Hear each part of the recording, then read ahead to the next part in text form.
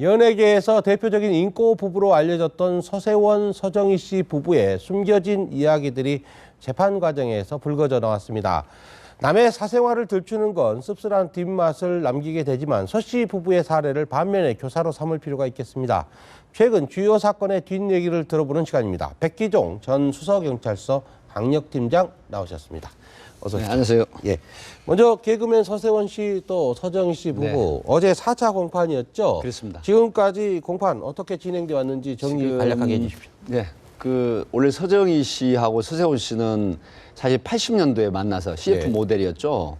그래가지고 이제 같은 그 연예인 부부로서 또 개그맨으로서 서세원 씨는 아주 유명한데 네. 32년간의 결혼 생활을 이제 최근에 네. 아주 적나라하게 드러내는 사건이 있었죠. 예. 청담동에서 자기 서세원 씨가 이정희 씨를 질질 끌고 네. 그다음에 그 엘리베이터로 가서 폭력을 행사하는 이런 형태. 결국 이제 경찰의 조사를 마치고 검찰에서 기소해서 이제 4차 공판이 열리는 그런 상황이었죠. 네. 그런데 서정희 씨가 얘기한 걸 보면 32년 동안 네. 19세 때 성폭행을 당해서 어쩔 수 없이 임신을 당해서 네. 32년 동안 정말로 악몽에 시달리는 그런 생활을 해왔다. 포로 생활이라고 그렇죠. 얘기했습니다. 예, 포로 생활이라고 하지만 정말 그 악몽 같은 생활이었다 이렇게 표현을 했거든요. 그리고 지금 두 아이가 있죠. 남매가 있는데 네. 사실상 그 큰 딸 같은 경우는 굉장히 그 미국의 클린턴 그 힐러리 여사가 나왔다는 엘실리 대 네. 그다음에 와튼 스쿨이라고 하면 아는 분들은 굉장히 아주 네. 또 유명하죠. MIT 그렇죠. MBA 쪽에서. MIT 이런 형태로 아주 그 수재형의 그 딸까지 두고 또 네. 아들도 참 굉장히 명석한 그런 사람인데 이 서정희 씨는 그동안에 결혼 생활을 하면서 이런 걸 왜 그럼 미리서 조치를 안 했느냐 네. 이제 이런 의문이 그런 들 게 텐데 의문이 들죠. 그렇습니다. 들 텐데 바로 그런 얘기를 주변에 했다고 합니다. 자, 연예인은 공인이고 또 성격 자체가 네. 이 가정을 깨기 싫고 또 아이들에게 남매에게 커다란 그런 아픔을 주기 싫다. 네. 그래서 30여 년을 참고 살아왔는데 네. 특히 아주 결론에 도달하게 된 원인은 바로 그거죠. 바로 큰 딸의 나이 또래 여인과 바로 바람을 피운 서세원 씨가 더 이상은 두고 볼 수 없었다. 네네. 그래서 20대 여인과 서세원 씨가 그 바람을 피운다는 그런 이제 제기를 하면서 네. 결국은 폭력 사태까지 이르렀는데 네네. 여러 가지 측면에서 서정희 씨는 사실 참고 살았던 게 드러나서 네. 이번에 재판에서 아주 정말 드라마틱하면서도 리얼한 예. 그런 얘기를 생생하게 해서 예. 지금 굉장히 세상을 놀라게 한 사건이죠. 예, 백기종 팀장님 같은 경우는 서정희 씨에 대해서도 좀 개인적으로 아신다고 그렇게 들었는데. 서세원 씨. 예, 서세원 네, 씨를요. 서세원 씨. 예. 근데 저분은 사실 서정희 씨 같은 경우는 원래 그 쇼윈도우 부부처럼 보였다고 네. 하는 게 참 놀라운데 사실 가까운 지인들은 다 알고 있었어요. 네네. 그 어떤 그 파경, 그다음에 가정 폭력이 있었다라든가 이런 부분이 있었는데 사실 개인적으로는 참 안타깝고 예. 하거든요. 하지만 결론이 이제 아이들도 성장을 했고 예. 또 이런 지경에 이르러서 사실 목회자의 길을 가고 있는 이 서세원 씨도 참 안타깝지만 네. 정말로 본인은 법정에서 시인을 했잖아요. 네네. 그렇지만 그 도달하기까지 과정을 또 변명을 하는데 제 개인적인 생각은 서세원 씨가 모든 걸 인정을 하고 네. 그다음에 바른 길을 가셨으면 하는 그런 조언을 드리고 싶네요. 그런데 작년 5월에 있었던 폭행의 상황에 대해서 정황에 대해서 서정희 씨가 생생하게 법정에서 얘기를 했는데 그 폭행의 정도가 상당히 심했다 이렇게 진술했죠. 그렇죠. 예. 그 서정희 씨 입장에서는 바로 자기는 거부를 했는데 네. 복도에서 다른 사람이 지켜보는 가운데 질질 끌고 가서 나중에 그 엘리베이터까지 갔지만 그 이전의 상황이 더 적나라 하더라고요. 예. 바로 서정희 씨를 눕혀서 목을 졸랐는데 네. 그때 혀가 튀어나올 것 같았고 죽을 것 같았고 심지어 참 방송에서 재수한 얘기지만 그 서정희 씨 하는 말에 인용을 하면 오줌까지 지르는 정도의 네. 그런 공포감이나 정말 그 아주 극악한 그런 지경에 이르렀다는 그런 표현을 했죠. 네네네.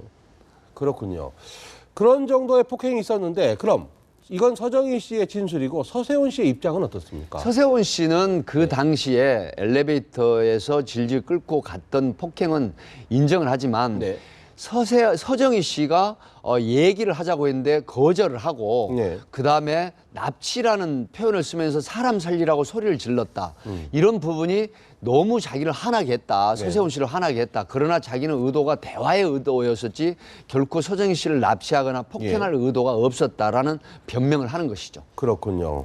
그러나 이제 예. 그 CCTV에 잡힌 영상이 제출된 법정이 제출됐거든요. 네. 그런 상황을 봤을 때는 평소에 가정폭력이라든가 난폭성, 어떤 상습적인 폭력성이 굉장히 부각되는 단면을 보이는 법정에서 아마 개인적인 분석은 받아들여질 가능성이 굉장히 높다. 이렇게 분석을 합니다. 좀 재판 전망에 대해서 일단 그렇습니다. 서정희 씨 주장이 받아들여질 그렇습니다. 가능성이 받아들여질 높다. 가능성이 굉장히 높다. 네. 이렇게 분석이 됩니다. 그렇군요. 자, 이제 좀 주제를 바꿔서 방위 산업 비리 네. 지금 합수단이 전면적으로 수사를 하고 있는데 네네. 지금 이규태 씨, 이 거물급 무기 중개상이라 이렇게 예. 얘기를 하고 있는데 경찰 간부 출신이에요. 그렇습니다. 예. 이규태 씨는 이제 사실 경찰 간부 후보생, 네. 대학을 나와서 경찰 간부부 29기로 졸업을 했는데 이분이 경찰은 출신이라고 하지만 잠깐 예. 경찰에 재직한 경우는 잠깐 있었고요. 그리고 이제 경찰을 퇴직하고 나서 곧바로 이 무기 거래상에 발을 들여놓게 되죠. 네. 그렇게 해서 사실 그 언론에 많이 보도가 됐지만 러시아 에이전트로 활약을 하면서 예. 그 당시에 그 러시아 이제 에이전트로 활약하면서 우리 그 소위 말하면은 그 이거죠. 그 중개 수수료. 네. 중개 수수료를 엄청나게 불금 사업을 그 성공리에 마무리한 대가로 이 중개 수수료를 엄청나게 받죠. 근데 그 과정에서도 이제 국내 모 교회에 뭐 100억 가까운 돈을 네. 빼돌렸다. 이제 이런 혐의로 구속이 돼서 결국은 생을 살고 나오기도 하고. 예. 근데 최근에 다시 이제 1,365억 원 공군 전자전 그 이게 그 장비인데 이게 뭐냐면은 만약에 공군 비행기가 전투가 붙었을 때 그 전자전으로 해서 나를 보호하고 상대방 전투기를 혼란시키는 무력화시키는 이런 전자 거죠. 장비거든요. 근데 그 무력화 장비를 바로 이제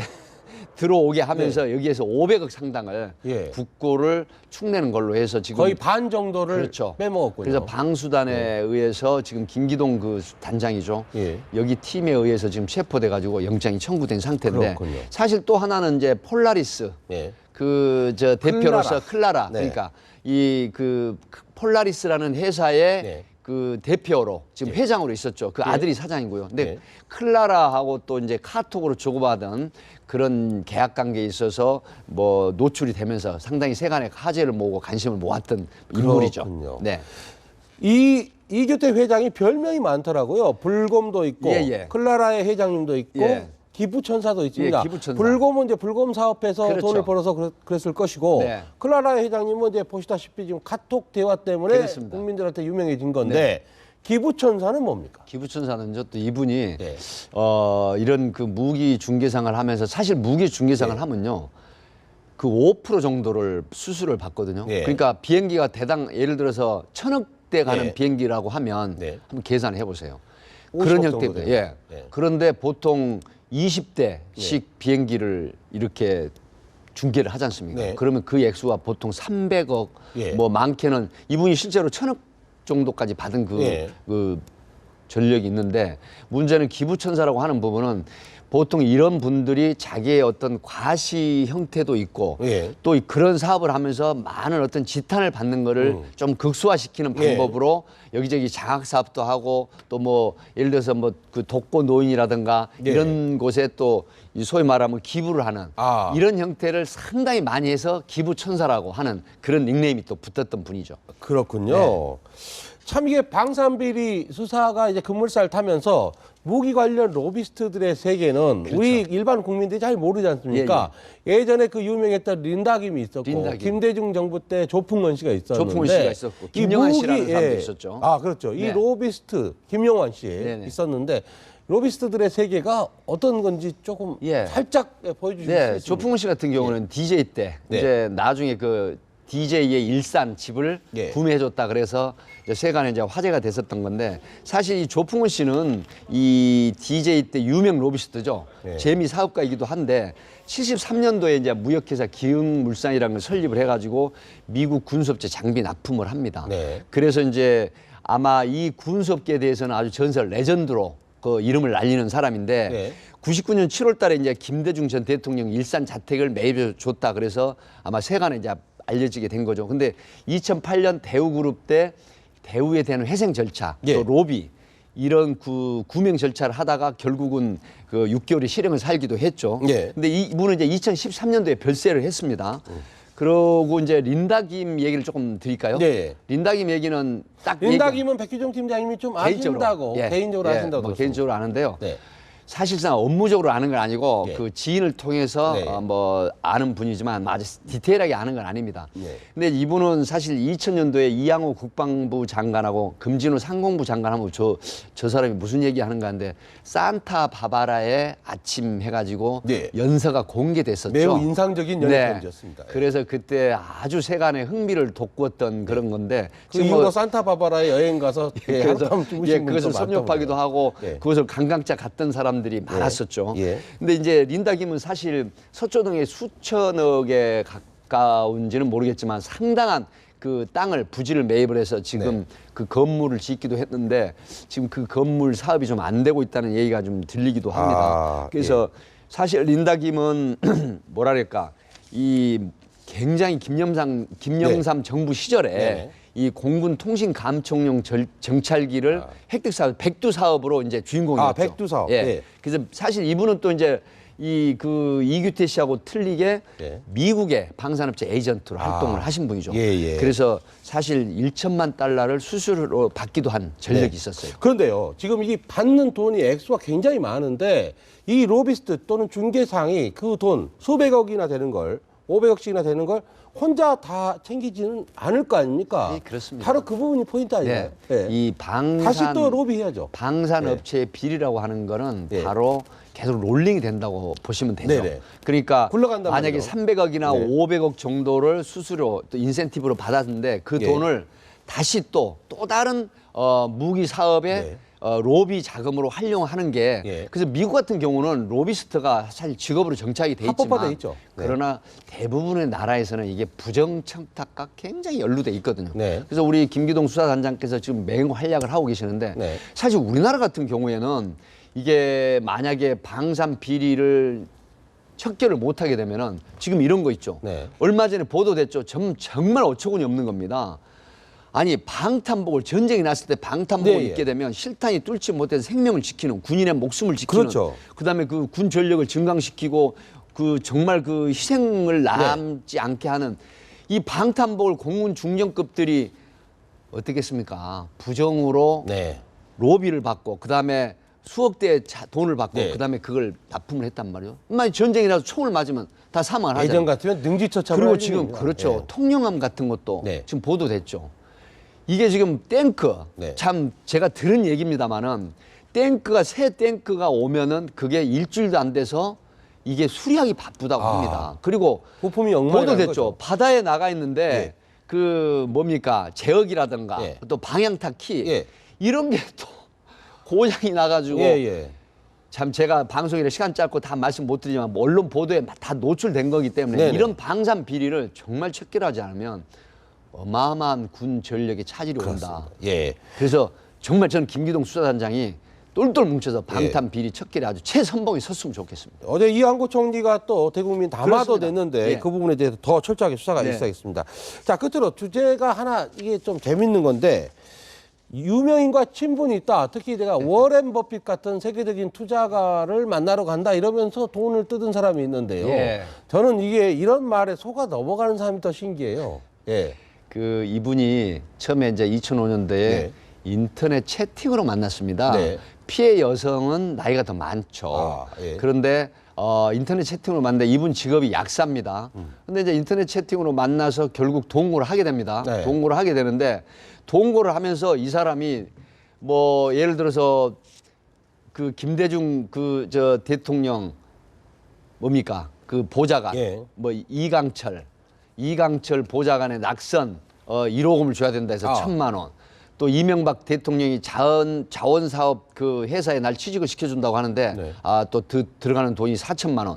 그다음에 워린 버핏이 하는 행사에 이거 참여를 해야 된다. 네네. 그래서 또 돈을 뜯어가고 이런 식으로 해서 무려 11억이 넘는 돈을 예. 이렇게 사기를 치는 것이죠.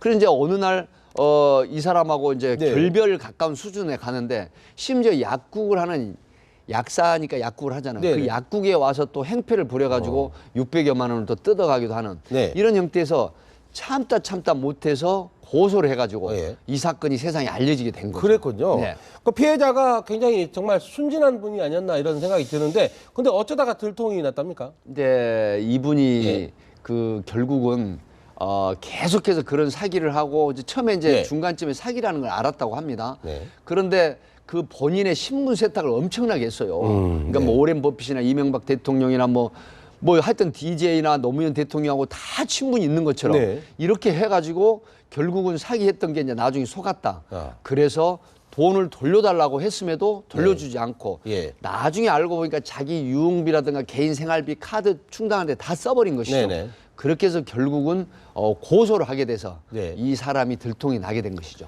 그렇군요. 참 세상이 요지경입니다. 지금까지 백기종 전 팀장과 이야기 나눠봤습니다. 고맙습니다.